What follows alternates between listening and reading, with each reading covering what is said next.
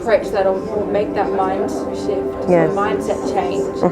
Well, I really emphasize that it's about dialogue and exchange of perspectives, that everybody has a legitimate perspective, a perspective that matters, that should be taken into consideration when we're thinking about teaching and learning. So it isn't about some people have knowledge and some people don't. Some people have expertise and some people don't. It's not that kind of dichotomy. It's that everybody has lived experience, and that's relevant, to understanding teaching and learning. And so to try to take it out of that kind of competitive, hierarchical mindset and into we should value and pay attention to anything that anybody has to say about their experience and let that inform, the teaching and learning that happens in classrooms. And that's why it always has to be relationship building. It can never be, here's how you do partnership. It has to be, who is this other person? What are their values? What are their commitments? What are their experiences? What are their goals? And that's where the partnership comes from, not some sort of prescription for practice. So that's one way.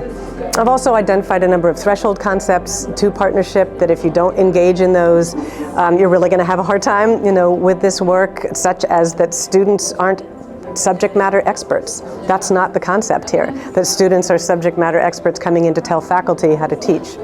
Not a good frame for this. So really naming those kinds of expectations and fears that people have and talking through them and saying it isn't actually that, it's this. So that's been, my main strategy.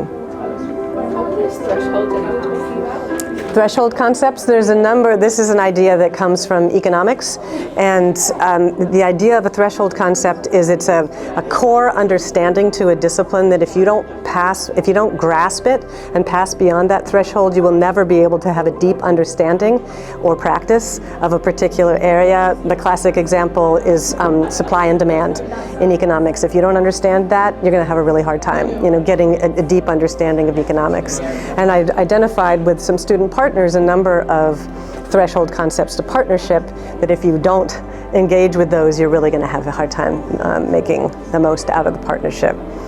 So another one is that partnership is finding what's wrong and fixing it. That's another threshold concept, because that really does not, I don't think, a constructive frame. It's more about what are the different perspectives that you can bring to bear on this. Will that lead to change? Maybe. It might also lead to affirmation of a practice and a deepening of a commitment to that practice.